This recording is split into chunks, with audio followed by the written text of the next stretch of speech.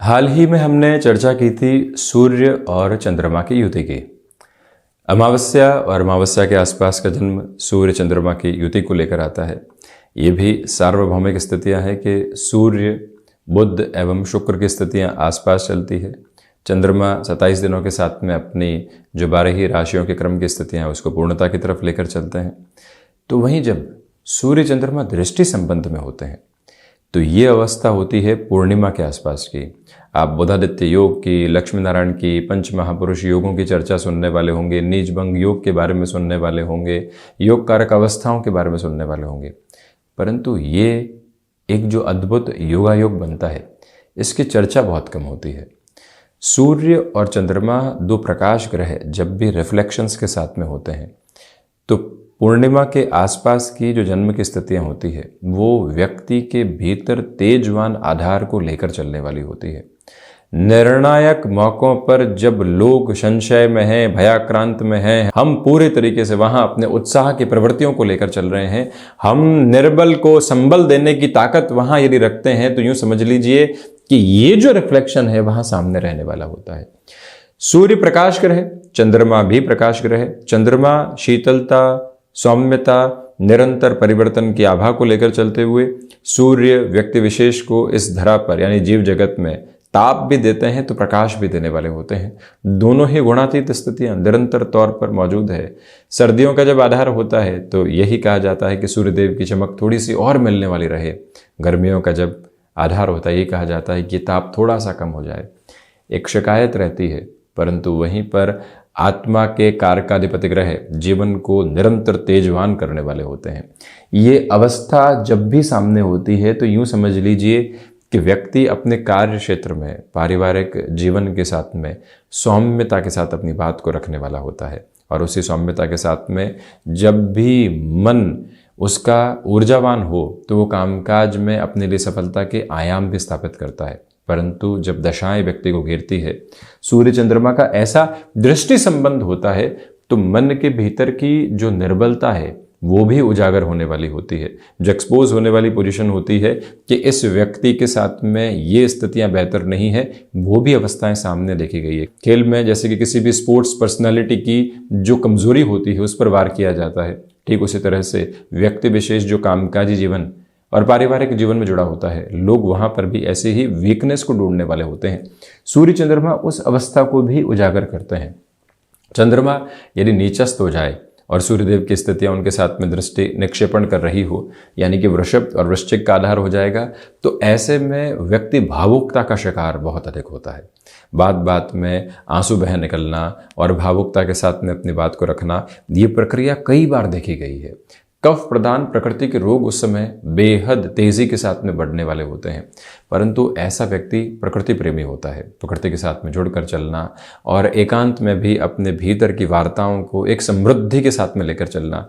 एकांत में भीतर की वार्ताएं दो तरीके से चला करती हैं, या तो नकारात्मक होंगी या फिर सकारात्मक होंगी। जो पूरे दिन सुना है उसके बूते भी वो यात्रा तय होने वाली होती है, परंतु जब उनको हटाकर व्यक्ति अपने मानस पटल को देखता है तो वहां उसको ये मालूम चलता है कि भीतर के संवाद में और बहुत कुछ जुड़ने वाला हो सकता है। यहाँ एक महत्वपूर्ण बात यह भी है कि ऐसे व्यक्ति विशेष के साथ सूर्य और चंद्रमा की जो स्थितियां हैं मन और आत्मा के आधार को स्थायित्व भी देने वाली होती है। व्यक्ति जल्दबाजी की ओर नहीं होता, अपने स्थिरता को लेकर चलने वाला होता है, भावातिरेक के साथ में रहता है, सेल्फ मोटिवेशन की कमी भी रहती है। लोग मोटिवेट करेंगे तो न जाने कहां से कहां की दूरी तय कर लेंगे और उस मोटिवेशन के मध्य किसी ने कह दिया कि कहां जा रहे हो, क्या कर रहे हो, क्यों कर रहे हो, वहीं व्यक्ति पुनः मुड़ भी जाता है। ये स्थितियां कई बार देखी जाती है। लोगों से बारंबार प्रमाण पत्र लेने की आवश्यकता नहीं है कि हम क्या कर रहे हैं और क्यों कर रहे हैं। हम अपने अनुभव के साथ में, हम अपने जीवन की खुशी और रंगत के साथ में कर रहे हैं। वहां से अर्थोपार्जन भी है और वहां से हमारे हस्तक्षेप भी सामाजिक स्तर पर बढ़ रहे हैं, परंतु व्यक्ति इस बात को समझाने में नाकाम होता है स्वयं को। हालांकि एक महत्वपूर्ण बात है कि जो अपने भाव हैं वो गृहस्थ को समझाना, किसी और व्यक्ति को एक तरह से समझाने की तरफ जाना, ये सूर्य चंद्रमा की युति की वजह से निकल कर आते हुए प्रमुख प्रभाव भी रहते हैं। अब आप यहाँ देखें कि सूर्य और चंद्रमा के दृश्य संबंध को प्रथम और सप्तम के साथ में दर्शाया गया है। अब यहाँ प्रथम जो आत्मा का कारकत्व आधार, स्थूल काय आधार, यहाँ गृहस्थ पक्ष, व्यापारिक साझेदारी और व्यापार का आधार, तृतीय केंद्र और प्रथम केंद्र के साथ में जब भी ये स्थिति बनती है, व्यक्ति व्यापार के अंदर जो अपनी एक्सपर्टीज है उसके माध्यम से लोगों को निरंतर जोड़ने वाला हो जाता है। ये ताकत निकल कर आती है। द्वितीय स्तंभ के साथ में जब भी ये युति संगत आधार बनने वाला होता है, आप देखिए कि व्यक्ति हिडन प्रॉब्लम्स की वजह से बहुत अधिक परेशान रहने वाला होता है। आज जो कर रहे हैं उसमें कोई ना कोई गलती छूट गई, कल वो सामने आई, उसने परेशानियों का बहुत बड़ा सबब बनाकर रख दिया। ये एक प्रवृत्ति समक्ष निकल कर आने वाली होती है। वहीं पर तृतीय और नवम के साथ में इन ग्रहों की जब भी दृष्टि निक्षेपण की स्थितियां बनती है, पराक्रम आध्यात्मिक तेज है और उसी के मध्य चलता हुआ जीवन है, ये संकल्प शक्ति की सिद्धि सामने निकल कर आती है।